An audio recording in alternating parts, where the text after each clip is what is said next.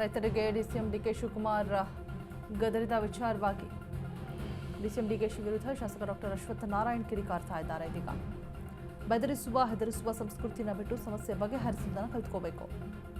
ಸರ್ಕಾರ ಏರಿಕೆ ಇನ್ನೂ ಕೂಡ ಭೂ ಪರಿಹಾರ ಕಾಯ್ದೆ ಜಾರಿ ಮಾಡಿಲ್ಲ.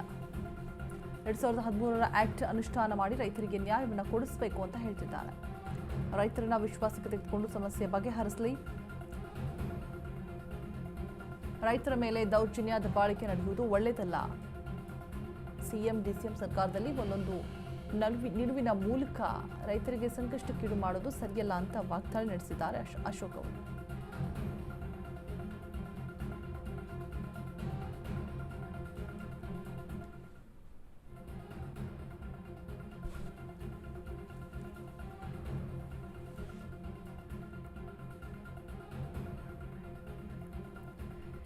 ಸಿಎಂ ಡಿಸಿಎಂ ಸರ್ಕಾರದಲ್ಲಿ ಒಂದೊಂದು ನಿಲುವಿನ ಮೂಲಕ ರೈತರಿಗೆ ಡಿಸಿಎಂ ಡಿಕೆ ಶಿವಕುಮಾರ್ ಗದರಿದ ವಿಚಾರವಾಗಿ ಪ್ರತಿಯೊಂದು ಸಲನೂ ತೊಂದರೆ ಮಾಡ್ತಾನೆ ಇರ್ತಾರೆ. ಸಿಎಂ ಡಿಸಿಎಂ ಮೂಲಕ ತೊಂದರೆ ಆಗ್ತಾನೆ ಇದೆ.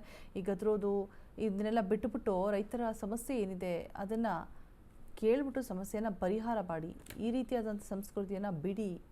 ಸರ್ಕಾರ ಏನೇ ಇನ್ನೂ ಭೂ ಪರಿಹಾರ ಕಾಯ್ದೆಯೂ ಕೂಡ ಜಾರಿ ಮಾಡಿಲ್ಲ. 2013ರ ಆ್ಯಕ್ಟ್ ಅನುಷ್ಠಾನ ಮಾಡಿ ರೈತರಿಗೆ ಕೊಡಿಸ್ಲಿ. ಅದನ್ನು ಬಿಟ್ಬಿಟ್ಟು ರೈತರನ್ನ ಗದರೋದಲ್ಲ ಅಂತ ಹೇಳಿರುವಂಥದ್ದು. ರೈತರನ್ನ ವಿಶ್ವಾಸಕ್ಕೆ ತೆಗೆದುಕೊಂಡು ಸಮಸ್ಯೆಯನ್ನು ಬಗೆಹರಿಸಬೇಕು ಅಂತ ಹೇಳ್ತಿದ್ದಾರೆ. ತಿಳಿ ಮಾತನ್ನು. ದಬ್ಬಾಳಿಕೆ ನಡೆಯೋದು ಸರಿಯಲ್ಲ ಅನ್ನುವಂಥ ಮಾತನ್ನು ಕೂಡ ಹೇಳ್ತಿದ್ದಾರೆ.